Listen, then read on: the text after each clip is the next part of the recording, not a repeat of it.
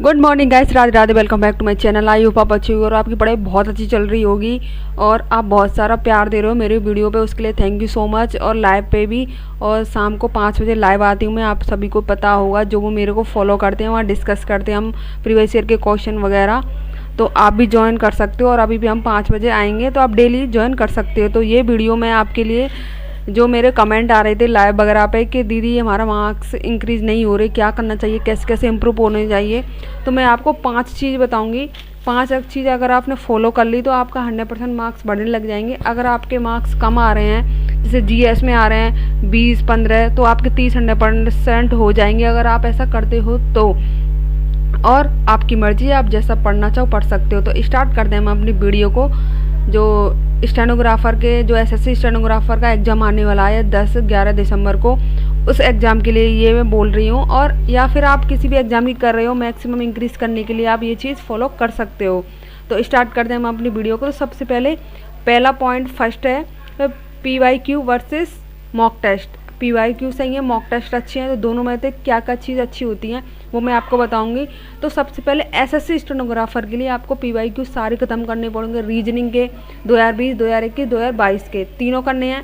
फिर देन उसके बाद जीएस के भी ऐसे करने हैं। अगर आपके ये ख़त्म हो जाते हैं और आपका कोई भी चैप्टर वीक है तो आप उस चैप्टर को ले सकते हो।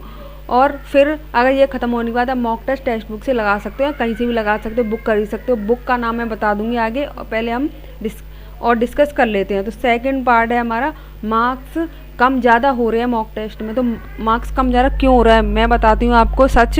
देखो, तैयारी सबकी होती है, बिना तैयारी वाले मॉक टेस्ट नहीं लगा सकते, उनको भी पता है, उन्होंने कभी ना कोई पढ़ा होगा, इस वजह से वो लगा रहे हैं। तो कभी कभी जैसे हमने एप्लीकेशन पे दिया, जैसे मानो हमने दिया किसी एप्लीकेशन पे, जैसे हम कहीं से पढ़ रहे हैं और डायरेक्ट हमने मॉक टेस्ट लगाना शुरू कर दिया, तो वहाँ क्या होगा, जानबूझ के हार्ड पेपर बना देंगे अपना बैच बेचने के लिए। ऐसा भी कहीं ना कहीं होता है, आप मानो या मत मानो, 100% होता है। तो आपका मॉरल डाउन होता है और आप सोच रहे हो कि नंबर मार्क्स नहीं इंक्रीज हो रहे हैं तो बैच ले लेते हैं। तो उनका बैच ले लिया आपने, फिर आप घिसते रहो उसमें। पर कभी कभार ऐसा होता है, ऐसा वास्तविक नहीं होता। जैसे टेक्स्ट बुक का लेवल देखना और अदर एग्जाम जो चैनल है उनका देखना, लेवल डिफरेंट होगा, बिल्कुल डिफरेंट होगा, क्योंकि वो अपना बेचना चाहते हैं। और आपको पता होगा दिल्ली पुलिस का बैच फ्री में लॉन्च हो गए हैं, अगर आपको भी चाहिए तो ले सकते हो। मैंने तो ले लिया है क्योंकि मुझे उससे हिस्ट्री पढ़नी थी। और तीसरा पार्ट है हमारा, इन्वेस्ट इन PYQ बुक। आपको बुक कौन सी लेनी है PYQ के, या फिर ऑनलाइन लगाना, कैसे लगाना, वो आपकी मर्जी है।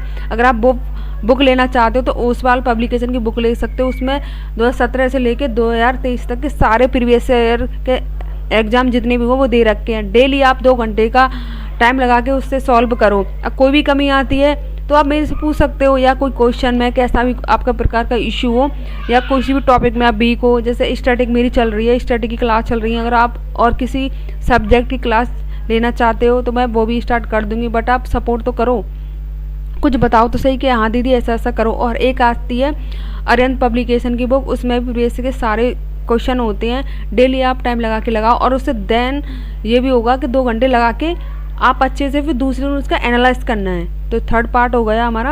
अब चौथा है सीक्वेंस करने का। सीक्वेंस कैसा होना चाहिए मॉक का अटेम्प्ट करने का, या घर पे कर रहे हैं या बाहर कर रहे हैं, एग्जाम में भी कर रहे हैं, तो मैं बताऊंगी एसएससी स्टेनोग्राफर के लिए स्पेशल। सबसे पहले आपको वो इंग्लिश करनी है, फिर जीएस करनी है, फिर रीजनिंग करनी है। अगर आपने रीजनिंग स्टार्ट करना लग गई पहले तो टाइम चला जाएगा, क्योंकि वो कैलकुलेशन वाली होती है, आपको माइंड लगाना होगा उसमें। और आपके 50 नंबर का है और टाइम इतनी जल्दी निकल जाएगा कि आपके 50 मिनट, 1 घंटे, 1.5 घंटे कब निकल जाए पता भी नहीं चलेगा। तो इसलिए आप इंग्लिश अटैम्प्ट करना 100 नंबर की होगी। अगर आपके उसमें 60-70 नंबर सही हो जाते हैं तो 1 पोर्शन तो कंप्लीट हो जाएगा, फिर वो आप आध घंटे में कर दोगे।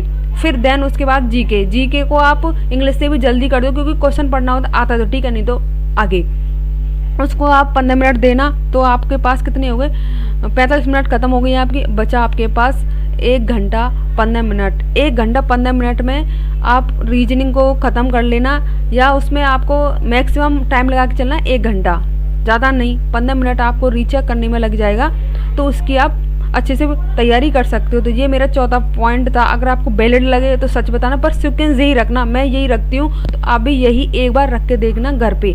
टेक्स्ट बुक पे दे रहे हो या किसी पे भी दे रहे हो, 100% मार्क इंक्रीज होंगे। अगर कोई भी क्वेश्चन नहीं आता है तो आपको नोटबुक में लिखना है।